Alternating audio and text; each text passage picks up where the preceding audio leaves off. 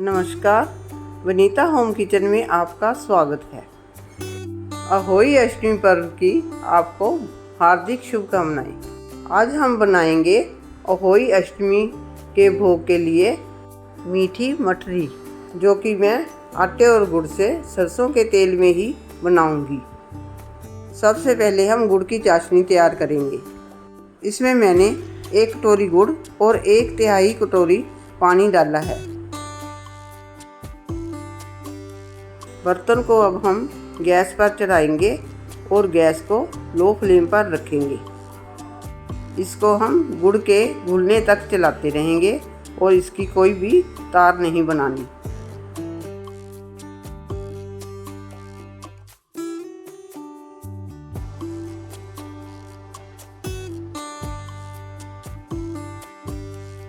ध्यान रखें कि इसको लो फ्लेम पर ही रखें और बीच बीच में चलाते रहें। देखिए, चाशनी तैयार हो गई है।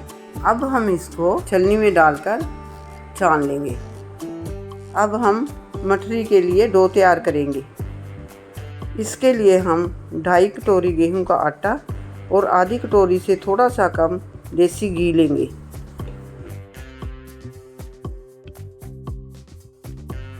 अब हम आटे में घी को अच्छे से मिक्स कर लेंगे और हाथ में लेकर मुट्ठी बांधकर देख लेंगे कि आटे में मोयन अच्छी तरह मिक्स हो गया है कि नहीं। देखिए, आटे में मोयन मिक्स हो गया है और मुट्ठी बंध रही है।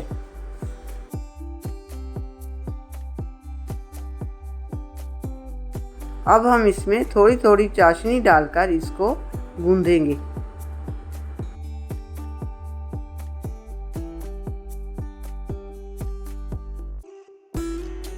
चाशनी एकदम से नहीं डालनी, थोड़ी थोड़ी ऐड करेंगे।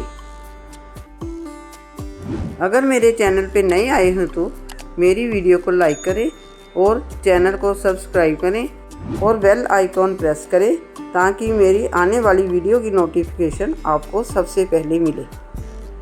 और मेरी वीडियो को लाइक करना ना भूलें और कमेंट करना भी ना भूलें। आपका एक लाइक और सब्सक्रिप्शन हमारा हौसला बढ़ाएगा।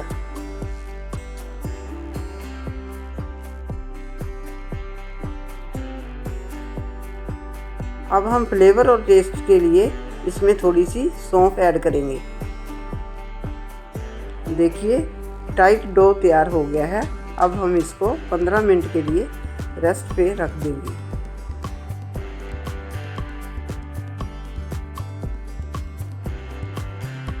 देखिए, 15 मिनट हो चुके हैं। अब हम डो को 2-4 बार फिर मसल लेंगे।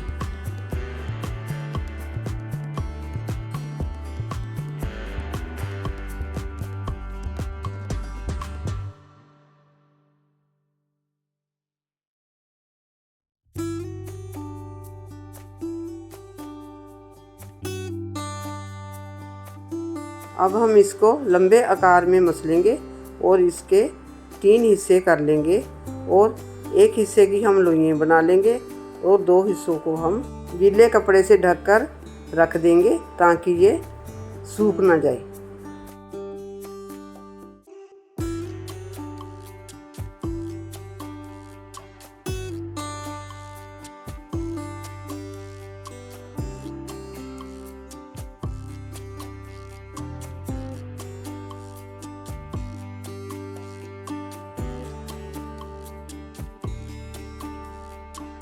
अब हम इसकी छोटी छोटी लोइयां लेकर हथेली से दबाएंगे।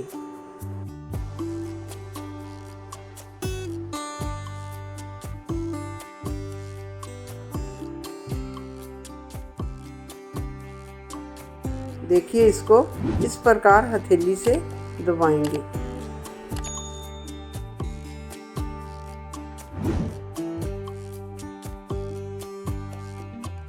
अब हम मठरी बेलेंगे और जिस सरफेस पे आप बेल रहे हो, चाहे चकला हो चाहे सरफेस हो, उस पे आप नीचे ऑयल लगा लें। इसको थोड़ा सा मोटा ही बेलेंगे। देखिए, मैंने सारी मठरी बेल ली हैं और अब हम इसको तलेंगे। सरसों का तेल मैंने पहले ही कढ़ाई में गर्म होने के लिए रख दिया था। इसमें थोड़ा सा आटे का पीस डालकर देख लेंगे कि तेल अच्छे से गर्म हो गया है कि नहीं।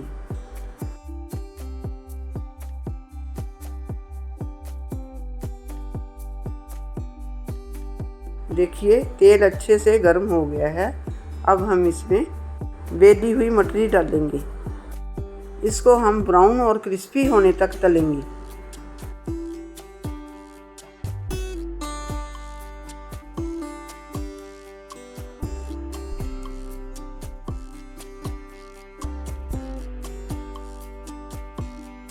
देखिए मटरी कितनी अच्छे से क्रिस्प हो गई है। अब हम इसको अच्छे से तेल निचोड़कर प्लेट में निकाल लेंगे। ऐसे ही हम सारी मटरी तल लेंगे।